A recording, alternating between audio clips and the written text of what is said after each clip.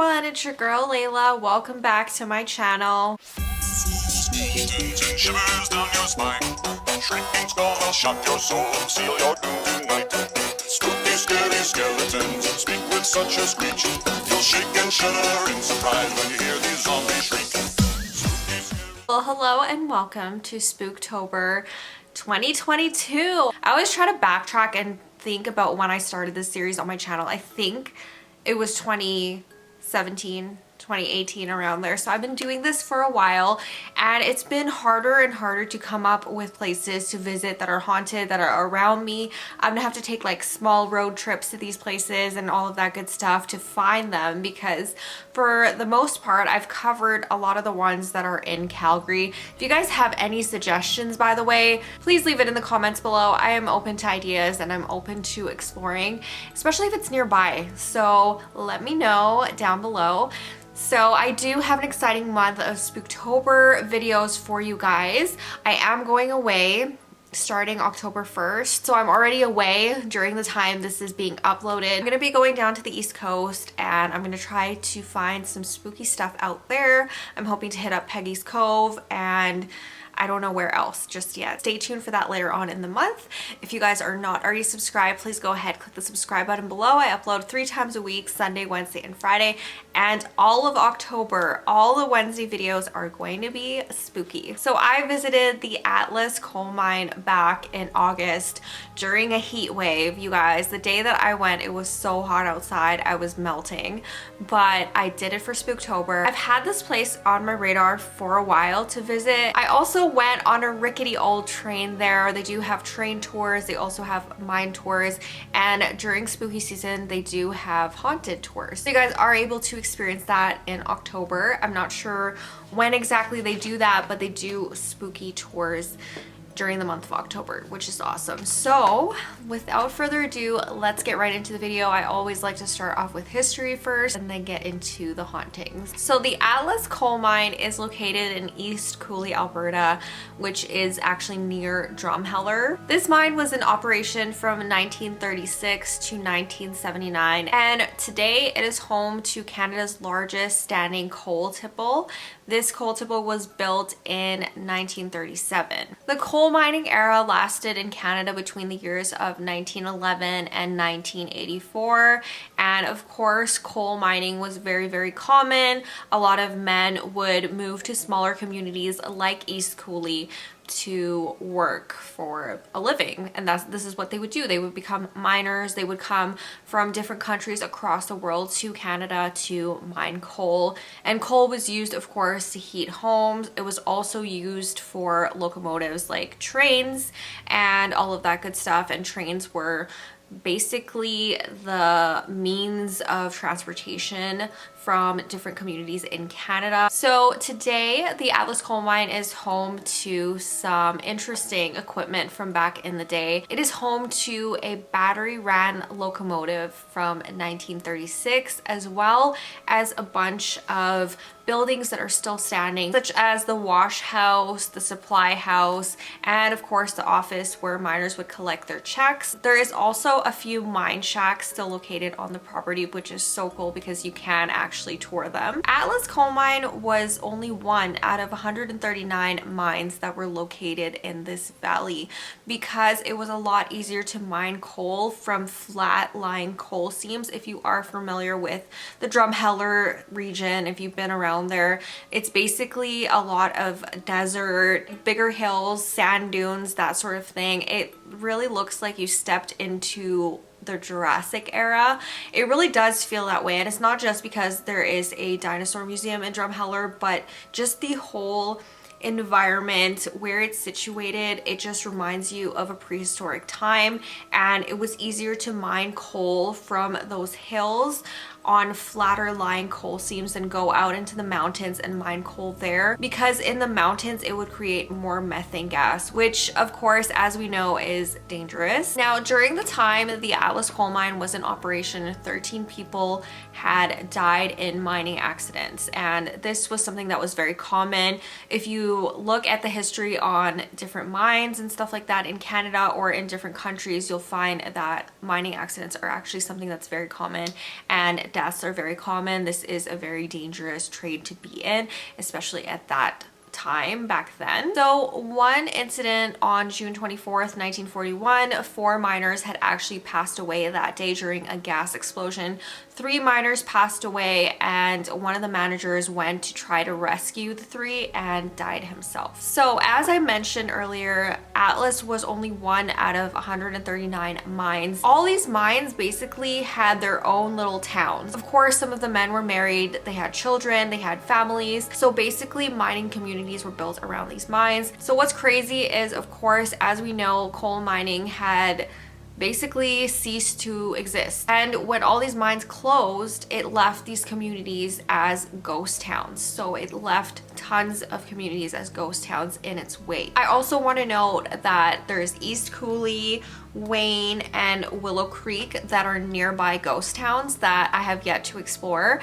I guess Atlas is in East Coulee, but there are different places in East Coulee that I could have gone to visit, and I wish that I had gone to visit, but there's always next year, next Spooktober, you know, I gotta save some content for next year.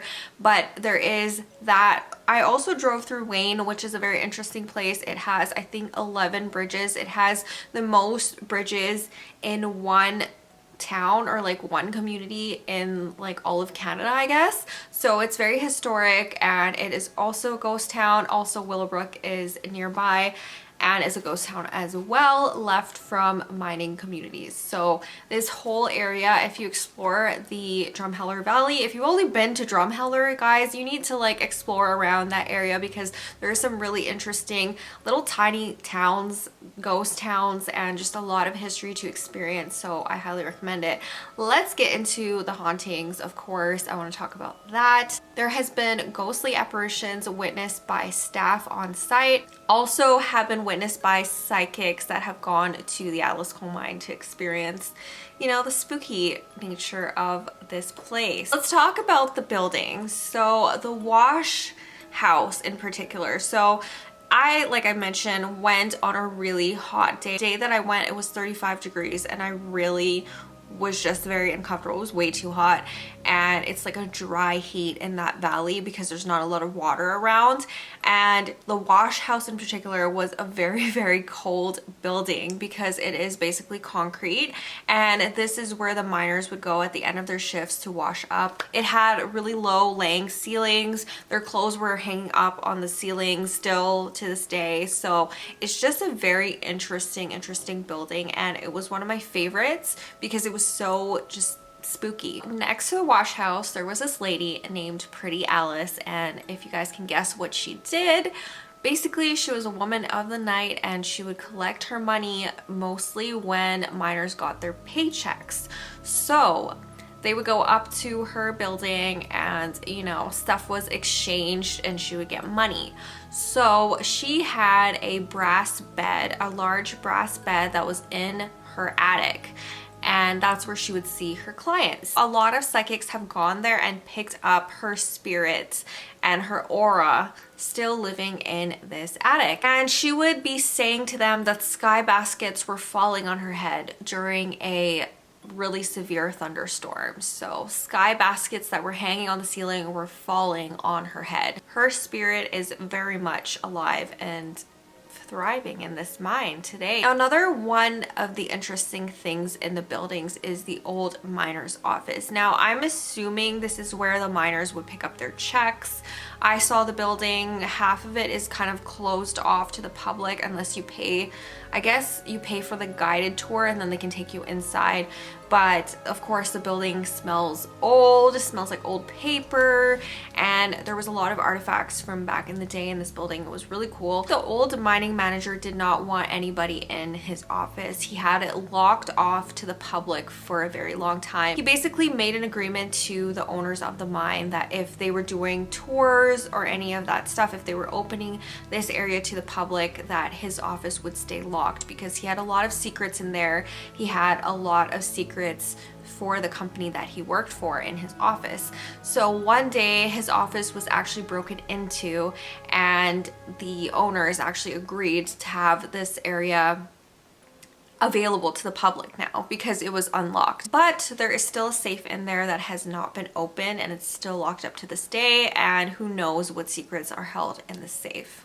So that is one of the buildings that I went into. So as I mentioned earlier, mines are prone to accidents. And like I talked about that accident in 1941 that happened with the explosion. Well, one miner's wife had actually been woken out of her sleep because she heard the explosion in the middle of the night, and she ran to the mining manager's office to warn him and ask him what happened. So this mining manager is actually the one that lost his life trying to rescue the 3 miners that were caught up in the explosion. So basically, this lady's ghost still haunts Atlas Mine today, and she can be seen wearing a brown dress and waving to a little boy in a window. And she's basically running to the mining office to warn them that something has exploded. Her ghost is still unsettled about the explosion. Of course, it seems that way. She's still haunting the Atlas coal mine today, and she's still visible there. She's one of the main ghosts that haunts the Atlas coal mine. I do want to note that men during this time when they lived on this property, they lived in horrible conditions. Some of them actually lived in caves. Some of them lived in tents, and most of them lived in little mining shacks that are still viewable today. So there's of course a lot of unsettled spirits around that area because miners basically gave their soul to this company that they were working so hard to earn, you know, like what little pay that they could give them. Well, I guess mining was, you know, one of the best paying jobs at that point in time, but they basically gave their whole lives to this company, and they lived in really treacherous conditions. So when I did the train tour, the guide actually mentioned to us that little boys would actually be hired between like the ages of 6 and 12, and they would basically close off the mine shaft. So they would let the train through, and then they would close the door, wait for another train to come out, open the shaft, whatever. So these boys would basically be in the dark for almost 24 hours a day at a time. The only light they would see is from the trains that would take the miners into the mine or out of the mine, which is crazy. You know, child labor wasn't really a thing back then. It was just accepted. And a lot of the boys would actually try to run away, and a lot of them would be taken back to the mine and tied up and basically forced to do that job. It's just mind-blowing what occurred during those days, you know?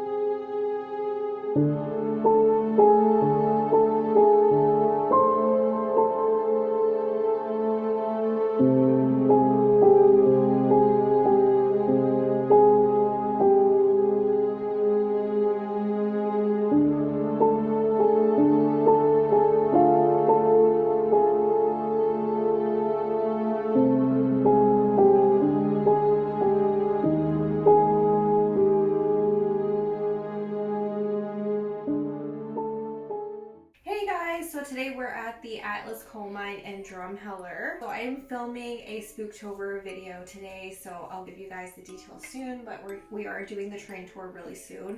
So I'll show you guys around the mine, which is really cool. This is the mine house where the miners collected their paychecks. So a lot of really cool history here in Drumheller, and I will see you guys in the next clip.